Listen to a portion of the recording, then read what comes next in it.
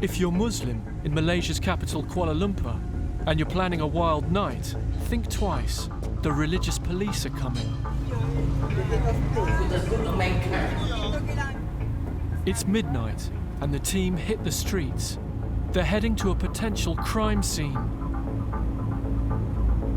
It's a budget hotel. We have received complaints from the public that there are an offences which relates to close proximity. The lead officer tells me being alone with someone you're not married to can be a crime. Are we in the area now? Yes, we are in the area.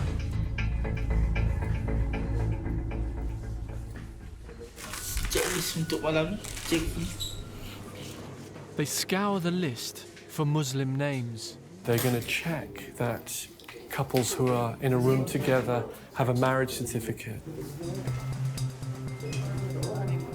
Malaysia has two sets of laws, civil and Sharia, which applies to Muslims, 2/3 of the population.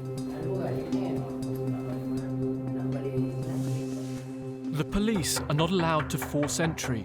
If the guests don't open the door, there's nothing they can do. He's got his thumb over that spy hole, so no one can see. But the officers are persistent, and finally, the door opens. Sorry? The religious police have caught a man and a woman alone together.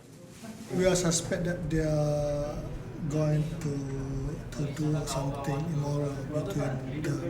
Have sex, basically. Yes, obviously that they are not married, then we will arrest them and bring them to our office for the investigation.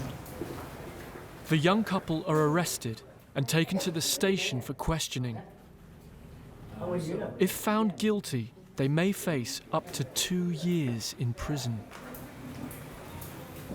On one hand, you want to be respectful of another person's culture, and then on the other hand, you remember being 24 years old, and you think, can it really be possible for me as an adult now to be under arrest for being in a hotel room with my girlfriend? They continue the search. Over the last 30 years, Sharia, or Islamic law, has reached into the most intimate aspects of the lives of Malaysia's Muslim citizens. The officer leading the patrol tells me about one of their main targets. Men pose as women. You mean transgender people? Yes, not transgender. Okay. So what do you do? We got to prevent that kind of bad behavior.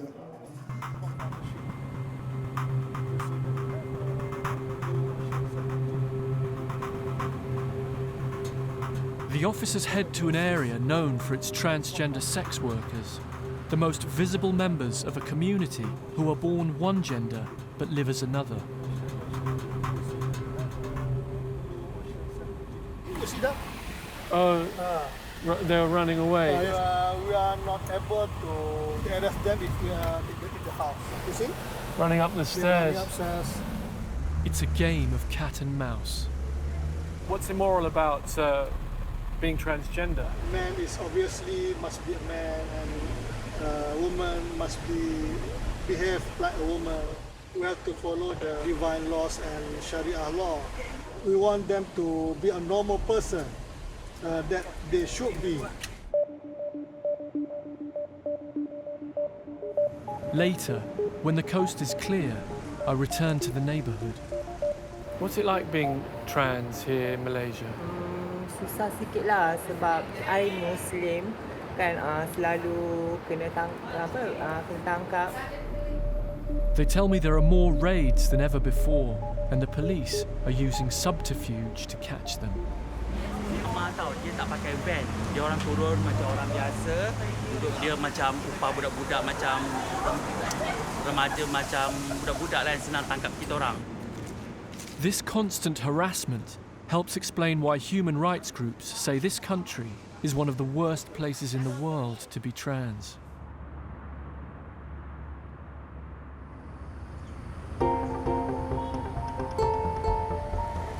Malaysia is a modern nation with a growing high-tech economy, but the state is becoming increasingly conservative. And the authority of Sharia law is growing throughout the country.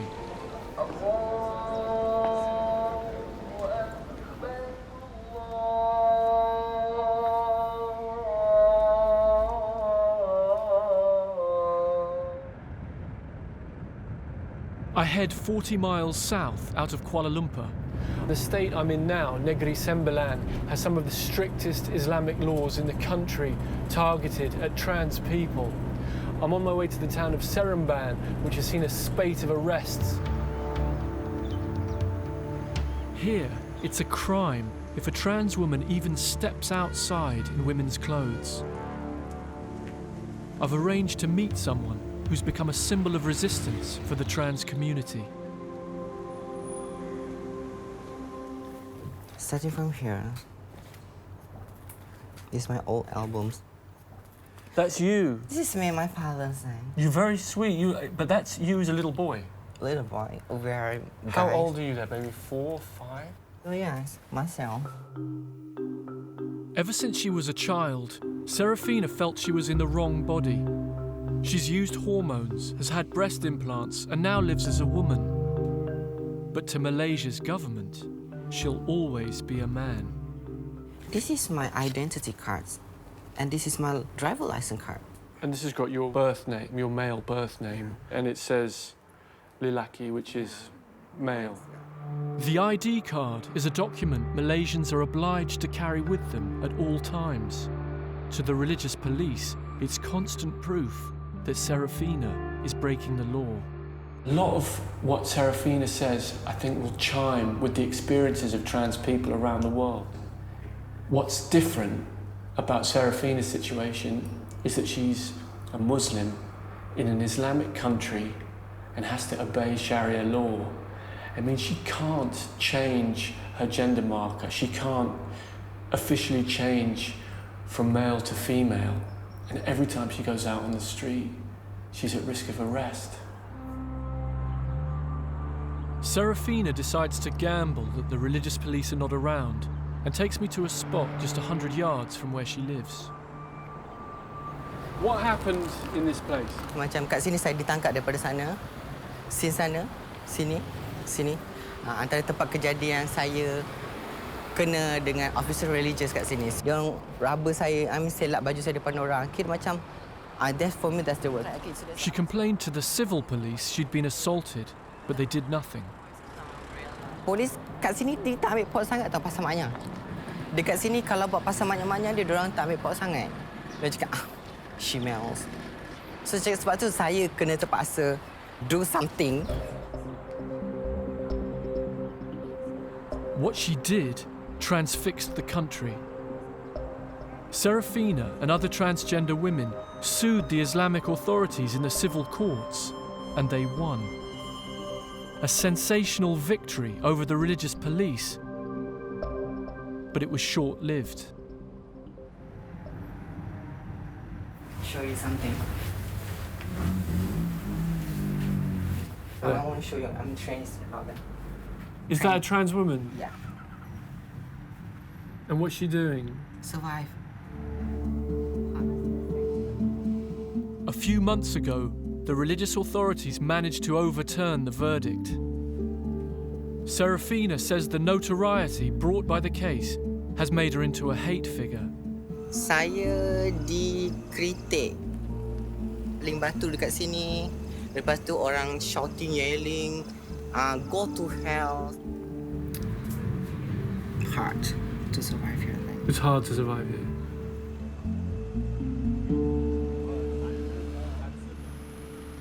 Even though trans women experience persecution throughout Malaysia, there are some places of sanctuary.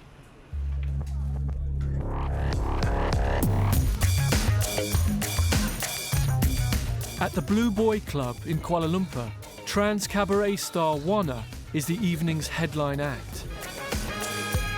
The audience is a mix of gay, straight, trans, and plain curious. Hello.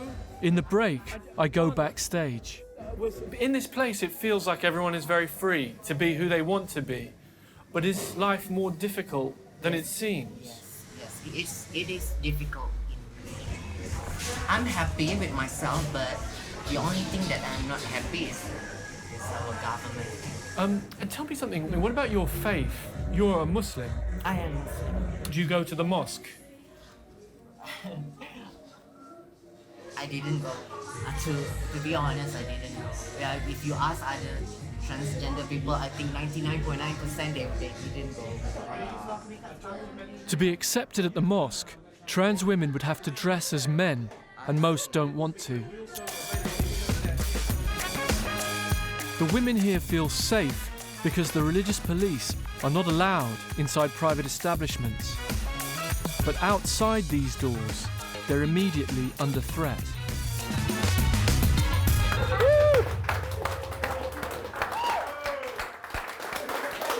It's amazing to me that Wana can dance with such freedom and abandon, given that she was born Muslim and male in a country that oppresses its transgender people terribly.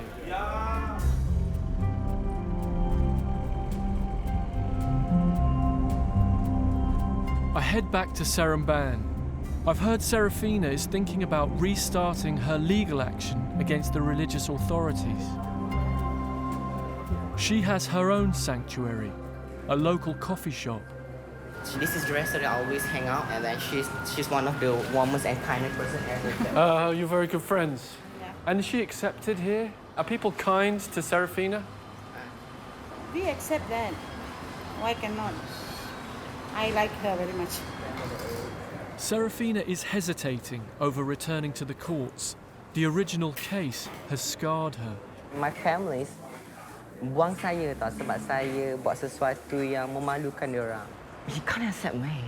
So I miss them so much. I miss them too much. They don't accept you.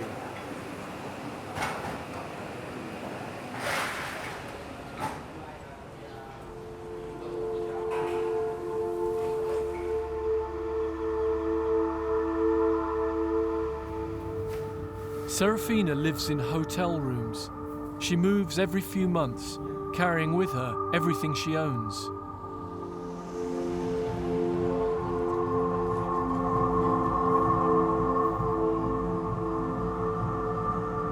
Since the age of 15, she's had to earn a living doing sex work.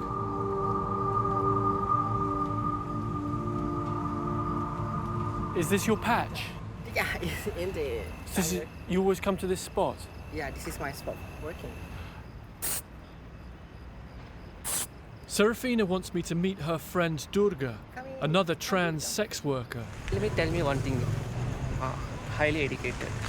But when I go and ask in the hospital work for me, the man asked me to work. Then he saw my identity card. He said my return is I'm a man. He wanted you to dress as a man before he give you a job, and you said no. I can't because I've been this life when I was younger age is 8 years old. Durga isn't a Muslim, so she gets no trouble from the religious police. But with no access to jobs, she says she has no choice but to do sex work. How dangerous is it here? Most of them, if they're drunk, they will rough to us. Pernah kepala saya kena hantuk kat dinding sebab what the hell? Okay. If she means in trouble, means I have to go. I have to look. I have to help her because I feel her as a sister. Our cameras are scaring away clients, so the women ask us to leave.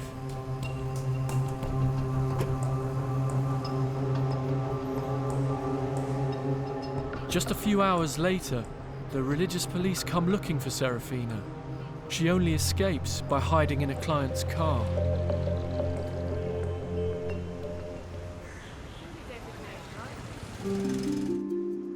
The religious police enforce Sharia law as it's interpreted by the religious authorities of each region. The next morning, I head to the Department of Religious Affairs. This is the place where theology meets public policy in Negri Sembilan. They decide on matters affecting the Muslim population of the state.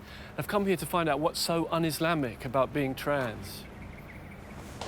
One of the men responsible for administering the laws that affect transgender women is Ibrahim Zamani. Some trans women who've been arrested by the officers of the religious department have alleged that they were beaten and in some cases sexually touched. They were forced to expose their breasts in public and touched. Biasanya cerita bila tuduh begitu berhenti tuduhan saja. Sebab maknanya kalau dia tuduhan tak bawa ke mahkamah, maka kita anggap itu sebagai satu lontaran fitnah. Has anyone been investigated for those allegations? Sehingga hari ini kalau di Negeri Sembilan maknanya tidak ada yang dibawa ke mahkamah atau tuduhan. Sebab what is the Islamic view of trans women? Islam punya pandangan, ya, ini rujuk mana-mana ulama pun, maknanya dia berasaskan kepada Quran dan Al-Hadis. Kalau dia lelaki tapi dia memakai pakaian perempuan, maka hukum lelaki, maka situlah maknanya dia telah pun tersasar daripada apa yang dijadikan oleh Allah kepada dia. Maka perlu dirawat syariah. Being treated in Malaysia can mean attending special camps run by religious authorities. Their purpose is to compel trans women to dress and behave like men.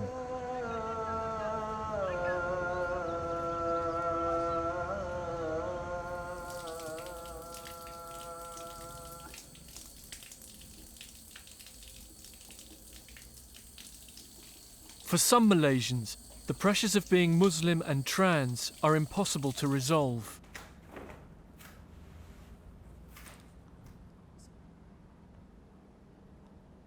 Najib is a student in an Islamic seminary. But for 10 years, he lived as a woman called Nadia. Wow, that's you. Yes. Very beautiful. When was this taken? When was that? Ini waktu umur saya 21. Bila selepas kali pertama saya buat surgery breast implant. Do you feel like you're the same person? Sekarang ni saya malu bila saya ingat balik yang saya dulu perempuan. It's so hard to transition in the first place. It takes a lot of courage for someone to come out as trans. But then to turn your back on that and decide to go the other way, how did that happen? Sebab saya pernah melihat satu video tentang kematian seorang Islam di YouTube dan selepas itu terus menyedarkan saya yang saya harus kembali kepada asal diri saya. You were afraid what would happen after your death? Saya nak keselamatan di akhirat juga, bukan hanya di dunia ini. Najib's from a very religious family. They rejected him when he was a trans woman. Now he lives as a man. They've been reunited. Were you happy? Ya, saya gembira. Do you remember that time fondly? Tak. No. No. Even though you were happy? Yeah.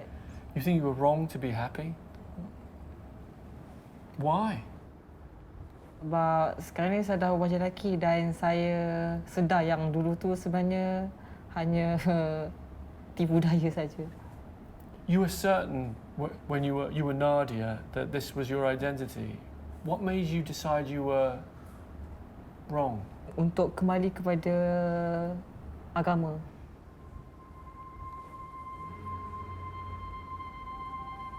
Najib's story is absolutely extraordinary. I feel it's sad because I feel like if he was my son, I'd want him to feel that whatever he was I was fine with, as long as he wasn't hurting anyone else. But he's happy with this. But a lot of trans people, I think, will be horrified because if you've fought so hard for your identity as a woman and to be accepted and to come out to people, to go back would feel to a lot of trans people like a defeat.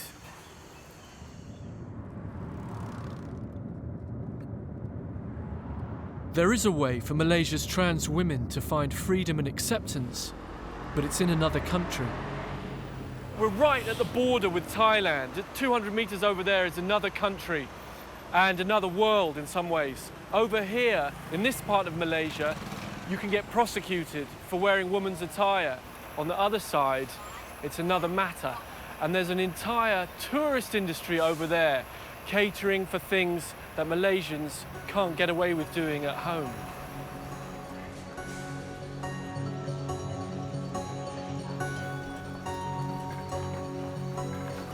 Good luck. 200 Malaysian trans women have descended on the Thai resort of Danok for a beauty pageant. One of the prizes is a voucher for plastic surgery. What will you do with it? Maybe my breast. Many of the contestants have been to Thailand before. Gender reassignment surgery is banned in Malaysia. The contrast between these two countries could not be more striking. There's different values on the other side of the border. Yeah, it's very different. I mean, the acceptance.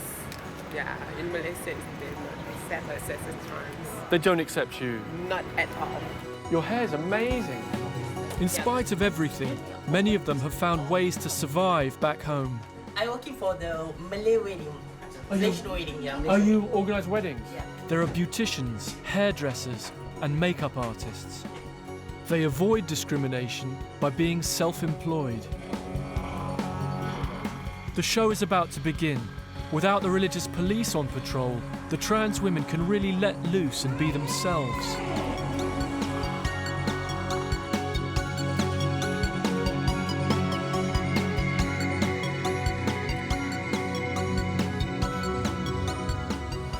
This is a beautiful fantasy world where you can wear whatever you want, where you can be whoever you like, and your identity is not fixed.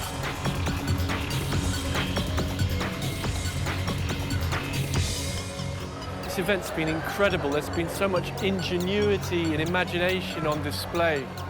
But tomorrow it's back to reality and back to Malaysia, where life for trans people is very far from a fairy tale.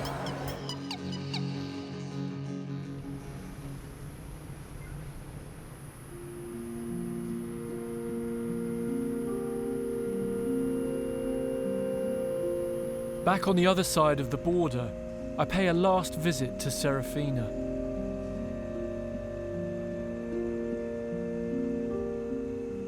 So, I guess what I was wondering is, what's your next stage in your journey? Okay. You know, what happens beyond this? Dalam masa yang sama dibagi peluang pekerjaan, bergaul, beramah mesra dan mencari perkataan yang saya cari selama ni harmoni. She tells me she's torn between launching a new appeal or leaving Malaysia for good. Dalam masa sama, being accepted. Bekerja, lepas tu cari pasangan hidup, community yang baru yang boleh accept saya sebagai seorang wanita.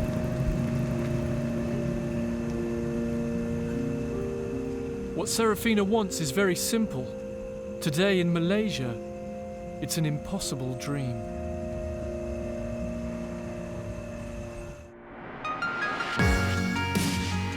Thanks for watching this classic Unreported World episode. Click the logo to subscribe for more award-winning documentaries from the Unreported World team. We upload videos every Wednesday and Sunday, keeping you up to date with content from all over the world.